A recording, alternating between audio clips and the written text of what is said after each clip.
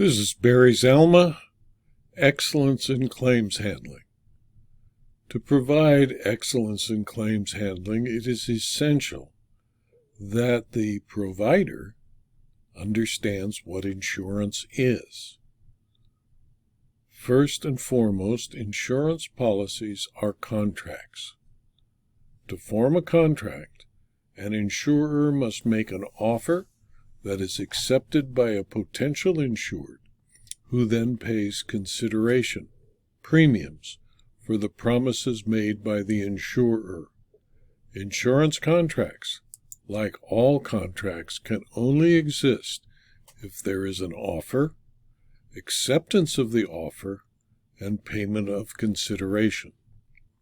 An insurance contract exists when an insurer and the insured agree that the insurer will provide indemnity to the insured as a result of a contingent or unknown event that causes loss to the insured. The language of insurance contracts come in multiple formats with an almost infinite variety of terms and conditions. I have personally collected over the last 54 years about 17 linear feet of multiple insurance policy forms created by the Insurance Services Office, standard forms, and individual insurance company specialty forms. In addition, since the advent of the Internet, I have collected gigabytes of insurance policy forms as paper has given way to digital insurance policy wording. It is recognized that an insurance contract can be written to contain nearly any term that the parties to it choose. For example, in State Farm Fire and Casualty versus Slade, a 1999 decision of the Alabama Supreme Court, it stated that, quote, the language of insurance contracts comes in multiple formats with an almost infinite variety of terms and conditions, close quote. In almost identical language, the Wisconsin Supreme Court said that the parties at liberty to enter into insurance contracts, which specify the coverage afforded as long as the contract terms do not contravene state law or public policy.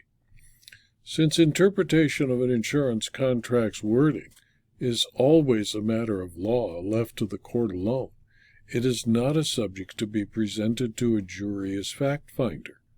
The court, asked to interpret the contract, will look to the policy wording at issue first. If the wording is clear and it is unambiguous, it expresses the party's intent. Courts will enforce the insurance contract as written and may not alter its terms under the guise of contractual interpretation.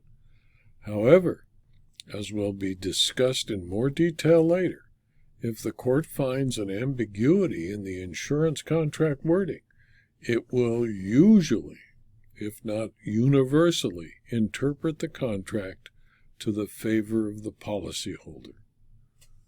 Property insurance does not insure property.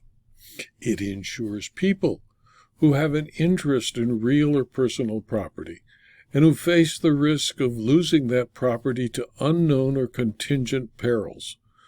Most property insurance policies insure against all direct risks of physical loss not excluded or the risk of loss by perils named in the policy, like fire, lightning, windstorms, or hail. The risk of loss is spread among the customers of the insurer so that the cost of insurance is affordable. It is called first-party insurance against risks faced by property, in which the insured, the first party to the contract of insurance, has an interest and by the loss of which the insured would be damaged. The insurer, considering ancient ways to describe parties to contracts, is considered the second party to the contract.